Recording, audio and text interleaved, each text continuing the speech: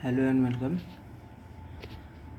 We will study math of class 8th, and in the previous class we have solved the exercise 1.3, and today we shall proceed further and we will study about the multiplication of rational numbers. So let's start. Rational numbers की multiplication का rule क्या कहता है कि product of two rational number दो या दो से ज़्यादा रेशनल नंबर हों, कोई ज़रूरी नहीं है, उनका प्रोडक्ट अगर करना है तो उसके लिए फॉर्मूला होता है product of their numerator upon product of their denominator. यह हमारा रूल होता है रेशनल नंबर्स के मल्टीप्लिकेशन का। एग्जाम्पल से समझते हैं। अगर हमारे पास 1/2 इंटू 2/3 इंटू 3/4 कितने भी हों, अब हमें इनको मल्टीप्लाई करना है तो हम सिंपली क्या करेंगे, न्यूमरेटर को ले लेते हैं। तो न्यूमरेटर हमारे क्या क्या हो गए, 1, 2 और 3। तो हम इनको मल्टीप्लाई कर देंगे 1 इंटू 2 इंटू 3 अपॉन डिनोमिनेटर का करना है तो 2, 3, 4। तो 2 इंटू 3 इंटू 4, अब मल्टीप्लाई कर दिया 3 to 6 अपॉन 24। और डिवाइड हो, कट रहा हो तो काट दीजिए, नहीं कट रहा हो तो कोई बात नहीं है। तो आपका आंसर आ गया 1/6। सो हमने देखा कि कितने भी रेशनल नंबर्स अगर हमारे दिए हुए हैं, हमें उन्हें मल्टीप्लाई करना है तो हमें सिंपली क्या करना है कि जो उनके न्यूमरेटर होते हैं उनका प्रोडक्ट कर देते हैं अपॉन जो डिनोमिनेटर होता है उनका प्रोडक्ट कर देते हैं एंड हमारा रिक्वायर्ड आंसर आ जाता है। अब हम प्रॉपर्टीज़ पढ़ेंगे। तो पहली प्रॉपर्टी है क्लोजर प्रॉपर्टी।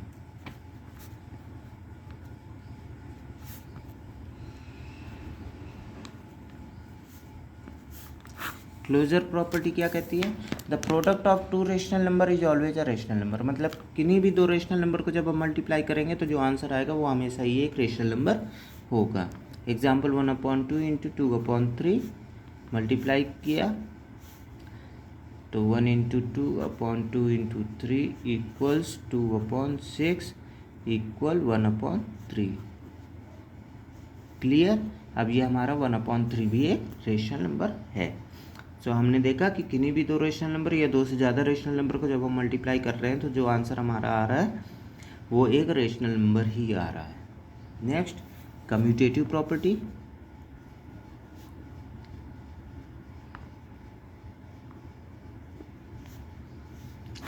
कम्यूटेटिव प्रॉपर्टी क्या कहती है, two or more rational number can be multiplied in any order.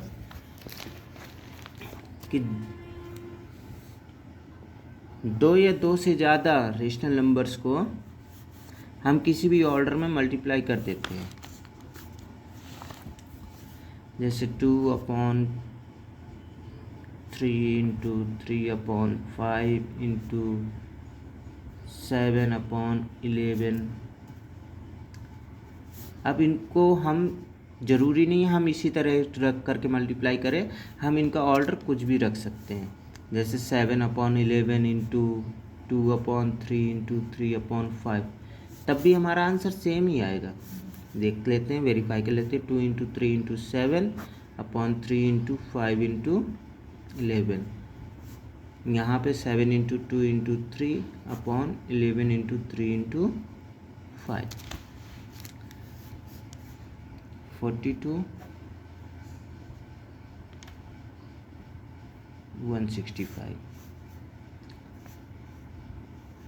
यहाँ भी 7 2 just 14 3 42 अपॉन 11 3 33 इंटू 5 165। तो हमने देखा हमने किसी भी ऑर्डर में रेशनल नंबर्स को रखा, लेकिन जब हम मल्टीप्लाई कर रहे हैं तो आंसर हमारा सेम आ रहा है, आंसर में कोई वेरिएशन नहीं हो रहा है। Next, associative property. ये प्रॉपर्टी हमारी कहती है कि while multiplying 3 or more rational number they can be grouped in any order, मतलब 3 से ज़्यादा रेशनल नंबर्स को जब हम मल्टीप्लाई कर रहे हैं तो उनका हम कोई भी ग्रुप बना सकते हैं, किसी भी ग्रुप में रख करके हम उसको मल्टीप्लाई कर सकते हैं। एसोसिएटिव में 3 या 3 से ज़्यादा, अब हम इसी एग्जाम्पल को ले रहे हैं जो हमने कम्यूटेटिव में लिया था। तो 2/3 इंटू 3/5 इसको हमने एक ग्रुप में रख लिया इंटू 7/11। क्लियर, मल्टीप्लाई किया तो 2 into 3/3 into 5 into 7/11 equal to 6/15 into 7/11 equal to 6 into 7/15 into 11 equal to 42/165। Clear, अब हम इनका दूसरा ग्रुप बना लेते हैं। तो 2/3 को बाहर रख देते हैं इस बार, और 3/5 इंटू 7/11 कर देंगे, सॉल्व करेंगे तो 2/3 into 3 into 7/5 into 11, 2/3 into 3 7 21/11 into 5 55। तो 2 इंटू 21/3 इंटू 55 मल्टीप्लाई किया तो 42/165, सेम आंसर आया। तो हमने देखा कि हम किसी भी ग्रुप में रख रहे हैं, पहले हमने 2/3 इंटू 3/5 को एक ग्रुप में रखा तो हमारा आंसर 42/165 आ गया।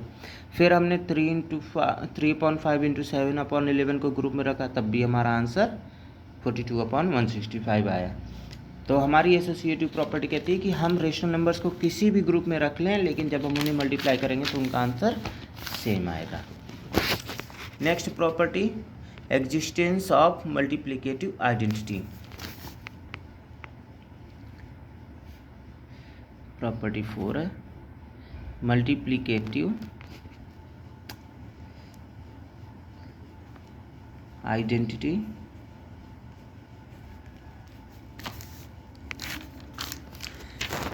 ये प्रॉपर्टी हमारी कहती है कि अगर हम किसी भी रेशनल नंबर में 1 का मल्टीप्लाई कर देंगे तो हमारा आंसर वही रेशनल नंबर आ जाएगा, इसीलिए 1 हमारी मल्टीप्लिकेटिव आइडेंटिटी होती है रेशनल नंबर्स की। क्लियर, कोई भी रेशनल नंबर ले लेते हैं, 5/11 में 1 का मल्टीप्लाई 5/11 में हमने 1 का मल्टीप्लाई कर दिया, तब भी हमारा आंसर 5/11 ही आया। अगर 1 का मल्टीप्लाई हम 5/11 में कर रहे हैं या 1 में 5/11 का, तब भी हमारा 5/11 आया। तो हमारा जो 1 होता है, 1 हमारा मल्टीप्लिकेटिव आइडेंटिटी होता है किसके लिए, रेशनल नंबर्स के लिए। Multiplicative identity for rational numbers. Clear, next, existence of multiplicative inverse. अब यहाँ पे हमारा मल्टीप्लिकेटिव इन्वर्स की बात हो रही है। इन्वर्स का मतलब होता है उल्टा। तो मल्टीप्लिकेटिव इन्वर्स क्या कहती है कि every non zero rational number a/b has its multiplicative inverse b/a। मतलब कि कोई भी नॉन जीरो मतलब कोई ऐसा रेशनल नंबर जिसमें जीरो का यूज नहीं हो। जैसे तो हमारा जैसे 3/5 है, इसका मल्टीप्लिकेटिव इन्वर्स क्या होगा, इसका मल्टीप्लिकेटिव इन्वर्स हमारा होगा 5/3, मतलब जस्ट उल्टा। क्लियर, और ये ध्यान दीजिएगा कि जब भी हम मल्टीप्लिकेटिव इन्वर्स का आपस में मल्टीप्लाई करेंगे, जब जैसे 3/5 है और 5/3 है, इनको हम आपस में मल्टीप्लाई करेंगे तो हमारा आंसर हमेशा ही कितना आएगा, 1 आएगा। चेक कर लेते हैं, 3 5 15, 5 3 15। अब 15 से 15 कैंसिल, आंसर आ गया 1। तो किसी भी रेशनल नंबर और उसके इन्वर्स को जब हम मल्टीप्लाई करते हैं तो हमारा आंसर 1 आता है। तो हम कह सकते हैं कि किसी रेशनल नंबर से हम जिस रेशनल नंबर का मल्टीप्लाई करने पे आंसर 1 आ जाए, किसी भी रेशनल नंबर से अगर जिस रेशनल नंबर का मल्टीप्लाई करने से आंसर 1 आ जाए तो हम उस रेशनल नंबर को उस ओरिजिनल रेशनल नंबर का मल्टीप्लिकेटिव इन्वर्स समझ लेते हैं, कह सकते हैं। जैसे हमारे यहाँ पे रेशनल नंबर था 3/5, हमें आंसर लाना था 1, तो हमने जब इसमें 5/3 का मल्टीप्लाई कर दिया तो हमारा आंसर आ गया 1। और किसी भी रेशनल नंबर का एक मल्टीप्लिकेटिव इन्वर्स होता ही है। क्लियर? 0 के बारे में बता दूं, 0 हमारा रेशनल नंबर होता है, बट 0 का कोई भी मल्टीप्लिकेटिव इन्वर्स नहीं होता है, क्योंकि 0/1 रेशनल नंबर है, लेकिन 1/0 हमारा रेशनल नंबर नहीं है। इसीलिए 0 हमारा एक इकलौता ऐसा रेशनल नंबर है जिसका कोई मल्टीप्लिकेटिव इन्वर्स नहीं होता है। और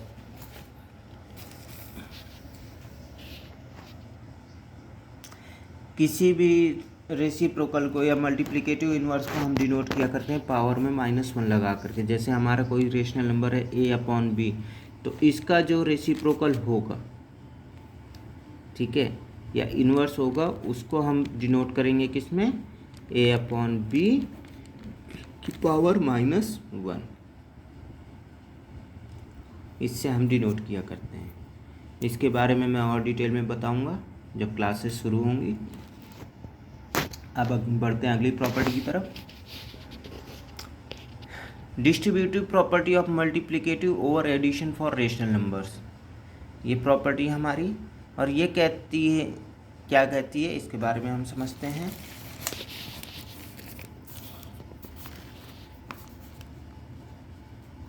डिस्ट्रीब्यूटिव प्रॉपर्टी है जो डिस्ट्रीब्यूटिव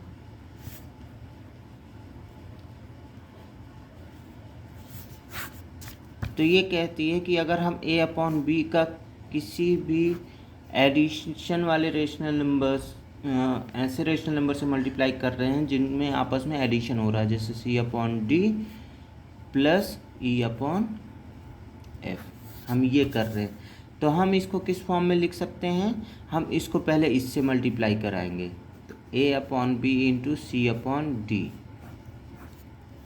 फिर हम इसका इससे मल्टीप्लाई कराएंगे और बीच में जो साइन है उसको लगाएंगे, फिर इसका इससे मल्टीप्लाई करेंगे, तो a/b इंटू e/f। ये कहती है हमारी डिस्ट्रीब्यूटिव प्रॉपर्टी कि किसी भी रेशनल नंबर को जब हम किन्हीं ऐसे रेशनल नंबर से मल्टीप्लाई कर रहे हैं जिनका आपस में एडिशन हो रहा है, तो हम उसको इस फॉर्म में भी लिख सकते हैं। मतलब कि हम पहले इसका इससे मल्टीप्लाई कराएंगे, ये हमने करा दिया, फिर बीच में प्लस का साइन लगा दिया, फिर हमने इसका इससे मल्टीप्लाई करा दिया। एग्जाम्पल लेते हैं, 2/3 इंटू 1/3 प्लस 5/3। तो पहले हम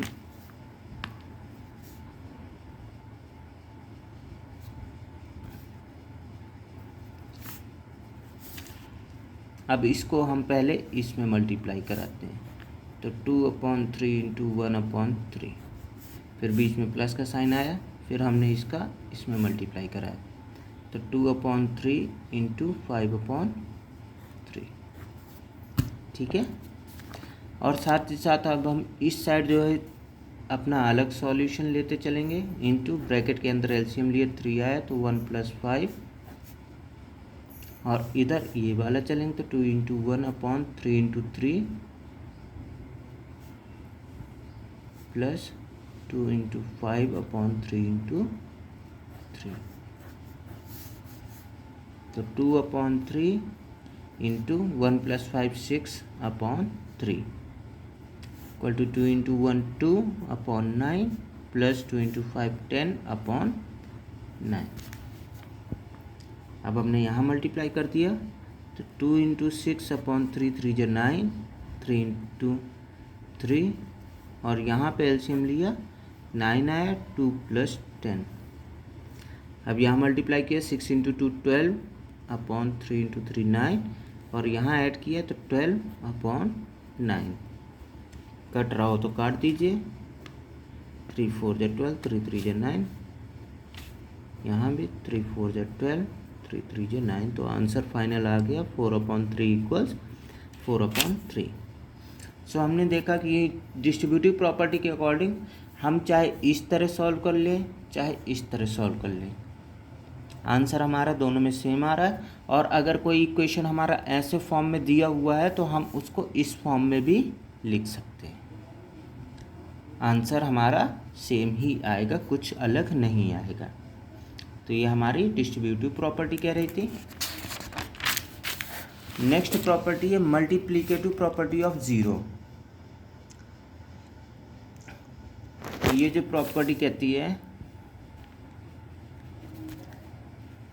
प्रॉपर्टी ऑफ ज़ीरो, तो इस प्रॉपर्टी के अकॉर्डिंग कि अगर कोई भी रेशनल नंबर है हमारा, हम उसका जीरो से मल्टीप्लाई करेंगे तो आंसर इज ऑलवेज जीरो।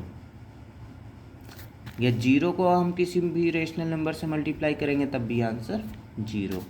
चाहे 3/5 इंटू जीरो करते हैं तो आंसर जीरो है, चाहे 0 इंटू 3/5 कर दें तो आंसर जीरो है। यही हमारी प्रॉपर्टी ऑफ ज़ीरो कहती है। सो स्टूडेंट्स, ये था आपका मल्टीप्लिकेशन ऑफ रेशनल नंबर्स और उसकी प्रॉपर्टीज़। तो आप लोग इनको पढ़ लीजिएगा और नेक्स्ट क्लास, और साथ ही साथ आप लोगों के लिए होमवर्क है एक्सरसाइज 1.4 का सेक्शन 1 आप लोगों को करना है और ये आप लोग कर लीजिएगा।